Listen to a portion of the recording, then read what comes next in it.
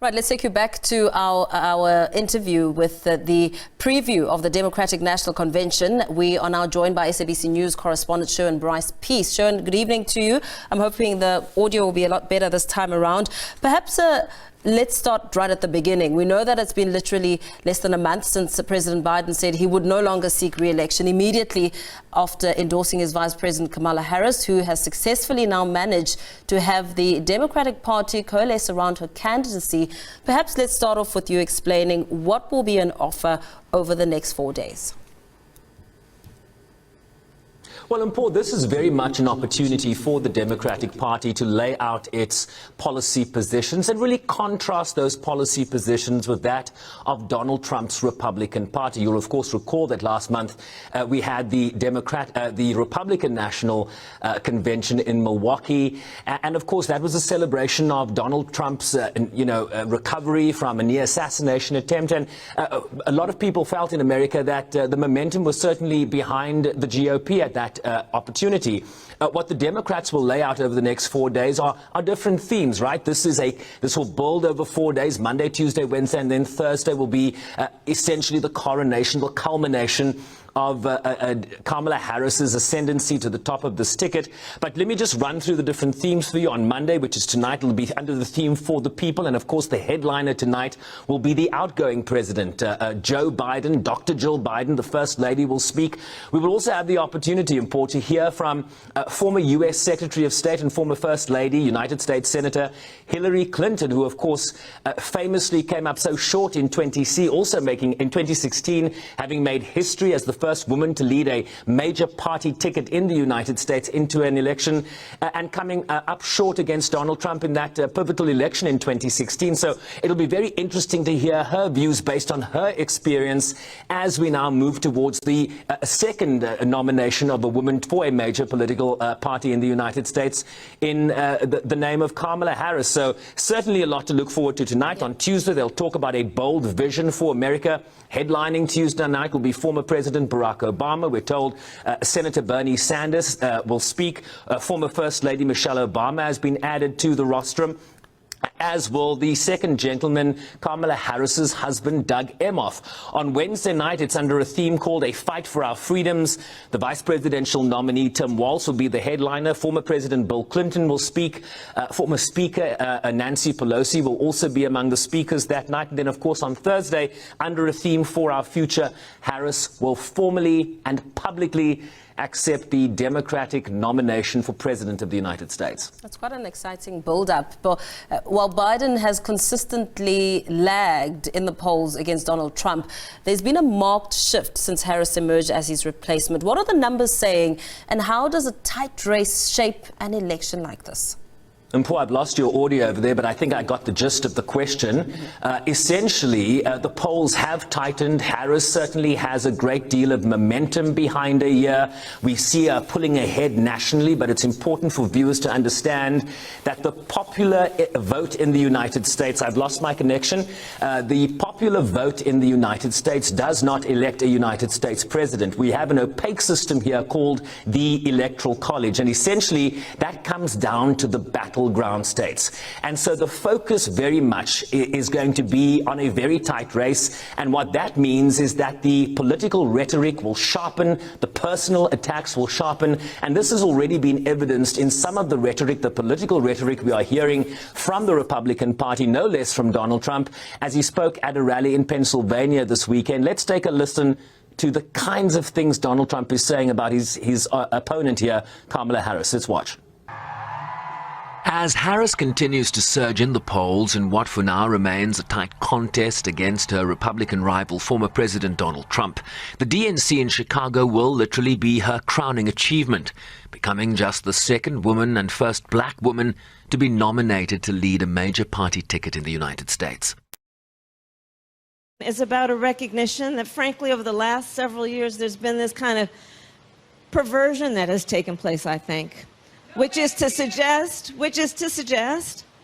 that the measure of the strength of a leader is based on who you beat down, when what we know is the real and true measure of the strength of a leader is based on who you lift up.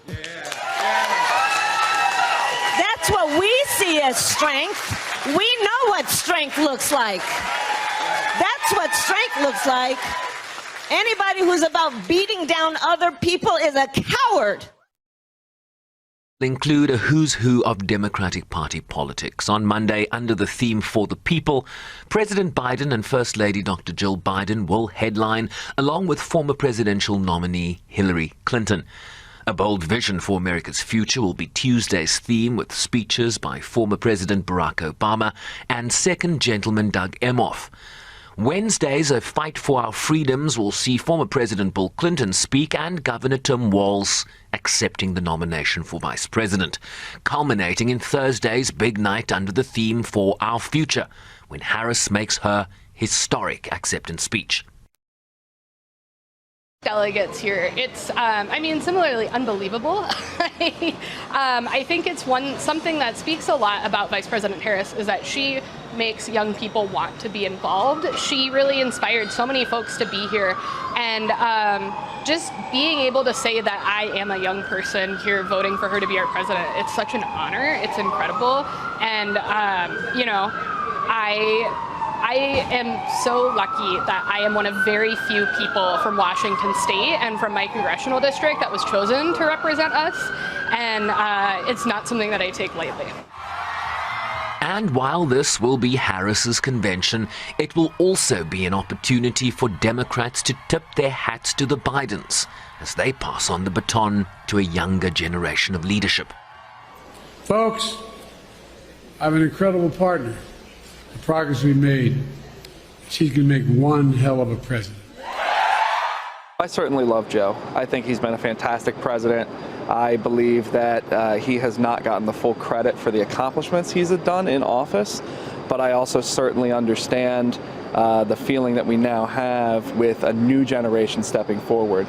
So with Vice President Harris and Tim Walz leading the ticket, I think it's really finally showing that the Democratic Party is truly committed to being the forward-looking party.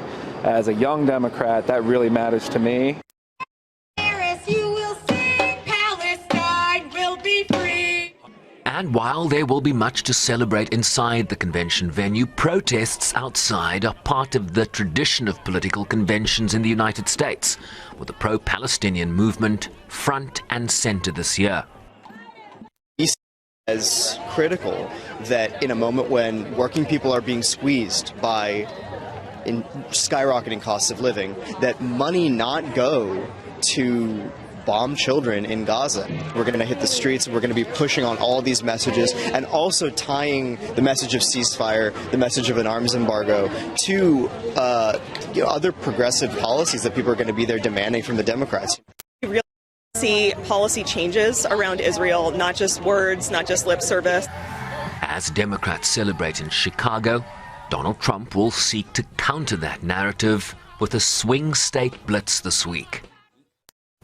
Polls tell us ahead of the kickoff of the DNC this week is that Kamala Harris has enjoyed a momentous surge since President Biden stepped aside, with an additional bump expected after 4 days of primetime level focus on Democratic Party messaging this week.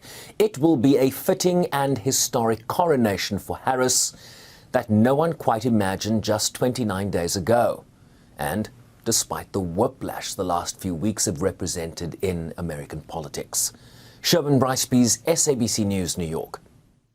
Right, on this end, we do continue to bring you Sherwin, Bryce-Pease live from New York as we continue to build up on this story.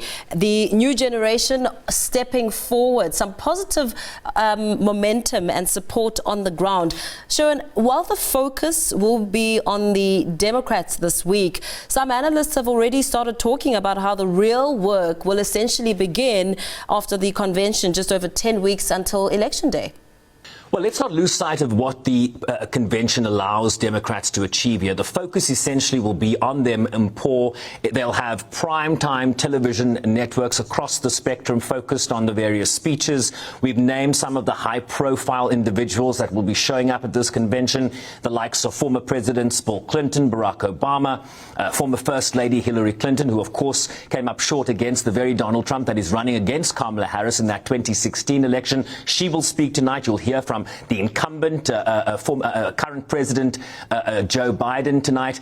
But you correctly point out that as soon as this convention ends, where does the focus go? It goes to those swing states. So you'll hear about places like Nevada, Arizona, Georgia, Michigan, Wisconsin and Pennsylvania. You won't hear so much about Texas or California and New York, because it's at the battleground level, at the battleground states where this election is going to be decided in terms of the Electoral College. So you'll see the candidates and their surrogates, right, fan out across this country, but they'll be focused on those key swing states where, you know, purple states essentially that sometimes go red and sometimes go blue. What Kamala Harris is seeking to do out of this convention is to take the wind at her back, the momentum that she has been able to create in just the last month, and translate that and pour into victory in those key swing states that will put her over the 270 electoral college votes that are required to win any U.S. election. I was making a point earlier that sometimes Democrats win the national vote, the popular vote in the United States, and lose the election. We saw that with Al Gore. We saw that with Hillary Clinton. What Democrats want to ensure is that they don't only win the popular vote this time around, but also winning those key swing states that will ensure that they win the Electoral College, and with that, the White House and Paul.